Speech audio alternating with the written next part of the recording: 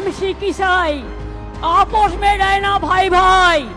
এবার বাংলাদেশের উদাহরণ টেনে ভারতের প্রধানমন্ত্রী নরেন্দ্র মোদীর তীব্র সমালোচনা করলেন পশ্চিমবঙ্গ রাজ্যের মুখ্যমন্ত্রী মমতা বন্দ্যোপাধ্যায়। সেই সাথে ওয়াকফ সংশোধনী আইন নিয়ে পশ্চিমবঙ্গে সম্প্রতি ছড়িয়ে পড়া অশান্তির জন্য ভারতের বিজেপি সরকারকে দায়ী করে বক্তব্য দিয়েছেন তিনি। মঙ্গলবার কলকাতার নেতাজি ইন্ডোর স্টেডিয়ামে পশ্চিমবঙ্গের ইমাম মুয়াজ্জিনদের সম্মেলনে বক্তব্য দেন মমতা বন্দ্যোপাধ্যায়। সেখানে প্রধানমন্ত্রী মোদীকে উদ্দেশ্য করে তিনি বলেন, পশ্চিমবঙ্গ বাংলাদেশের সীমান্ত লাগোয়া রাজ্য, বাংলাদেশের পরিস্থিতি জানেন না, এত তাড়াহুড়োর কি ছিল।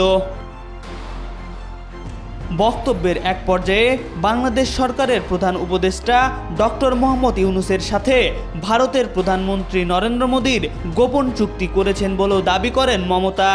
আপনি ইউনূসের সঙ্গে গোপনে মিটিং করেছেন, চুক্তি করেছেন করুন, তাতে দেশের ভালো হলে আমাদের কিছু বলার নেই। মুখ্যমন্ত্রী আরও বলেন, আপনি বাংলার ধর্মীয় মেরুকরণ ঘটাতে চান, হিন্দু মুসলমানদের মধ্যে ভাগাভাগি করতে চান, আর এই কারণেই দেশে অশান্তি। এছাড়া ভারতের কেন্দ্রীয় স্বরাষ্ট্রমন্ত্রী শাহের উদ্দেশ্যেও মমতা বলেন, আপনি কোনোদিন প্রধানমন্ত্রী হবেন না, মোদিজির প্রধানমন্ত্রী গেলে আপনার কি হবে। মুসলিমদের ধৈর্য ধরার অনুরোধ জানিয়ে মমতা বলেন, 1 বছর ধৈর্য ধরুন, দিল্লিতে অনেক পরিবর্তন হবে, নতুন সরকার হলে আশা করি হামাগুড়ি বাবু ঢুকবেন না। সম্প্রতি বিতর্কিত ওয়াকফ আইন কার্যকর হওয়ার পরপরই ভারতের বিভিন্ন রাজ্যে বিক্ষোভ শুরু করেন মুসলিমরা ও বিজেপি বিরোধী বিভিন্ন দলের নেতৃবৃন্দ। সবচেয়ে বেশি বিক্ষোভ হয়েছে পশ্চিমবঙ্গে।